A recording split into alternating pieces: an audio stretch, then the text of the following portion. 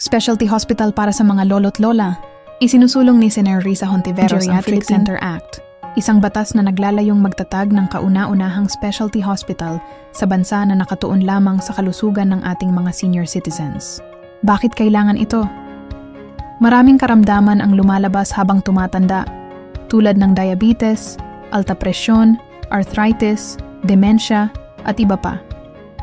Kadalasan, nahihirapan ang mga nakatatanda na pumila ng matagal o lumipat-lipat pa sa iba't ibang ospital at espesyalista.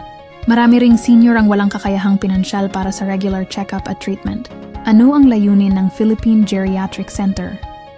Magbigay ng libreng o abot-kayang konsultasyon at gamutan para sa mga senior citizens. Magkaroon ng kompletong pasilidad para sa geriatric care, mula check-up, laboratory, physical therapy, hanggang specialized treatment. Maglaan ng mga doktor at health workers na eksperto sa pangangalaga ng matatanda.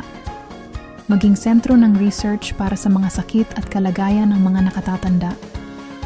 Tiyaking may malasakit at dignidad ang pangangalaga sa bawat lolo't lola. Isang ospital na may pusong Pilipino para sa ating mga tumanda ng may dangal. Hindi ito simpleng proyekto.